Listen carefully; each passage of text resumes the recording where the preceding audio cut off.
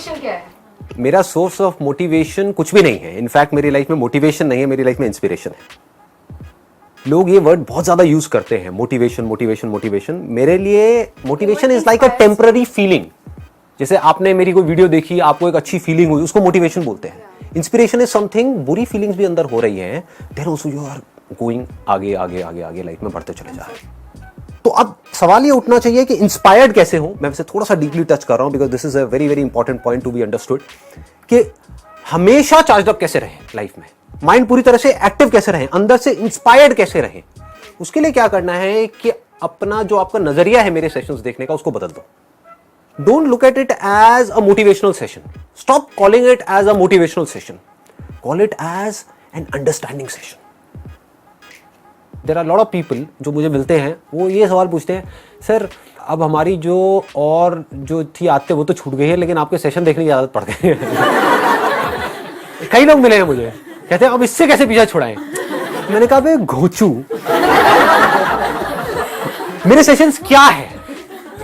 This is all about wisdom. Wisdom किस लिए चाहिए?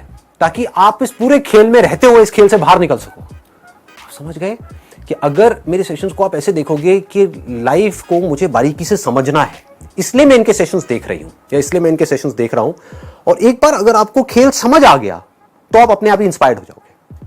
फॉर एग्जाम्पल, आपको नया गेम खेलते हो, जब तक आपको खेल नहीं समझ आता है तो आपको डर भी लगता है अंदर फील्ड में जाने से. आपको लगता है मैं आउट हो जाऊंगी, मैं नहीं खेल पाऊंगी. आपको खेल समझ आ गया तो क्या आप चाह करके भी अपने आप को खेल खेलने से रोक पाओगे? ये समझ लो. तो जो जिंदगी का खेल है ना, ये अगर एक बार आपको समझ आ गया, बिजनेस का खेल समझ आ गया, काम का खेल समझ आ गया, रिलेशनशिप्स का खेल समझ आ गया मेरे सेशंस को देख देख करके, तो फिर आपको खेलने में मजा आने लग जाएगा. मजा आने लग गया तो आपको मोटिवेशन की जरूरत नहीं है, किसी को बाहर से आकर के आपको बोलने की जरूरत नहीं है कि आप ये करो. आप इंस्पायर्ड हो गए, देन आप तेजी से आगे बढ़ते चले जाओगे. जैसे ही नीचे गिरोगे, नॉर्मली क्या होता है जब हम नीचे गिरते हैं तो नीचे गिरते ही चले जाते हैं.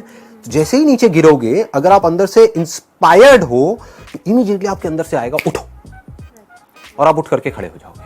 Come on, get up, get up, instant. Right, inspiration is permanent. क्योंकि वो आपके अंदर से आ रही है. अब इंस्पिरेशन कैसे आती है?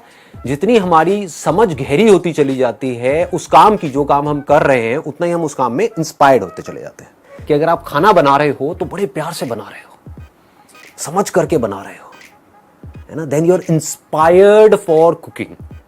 बट अगर ऊपर ऊपर से बना रहे हो पेट भरने के लिए, दैट इज लाइक, वहां पर मोटिवेशन चाहिए. कोई बंदा भूखा होगा, वो कहेगा यार खाना बनाओ. क्या हुआ, खाना नहीं बना अभी तक? हाँ बना रही हूँ.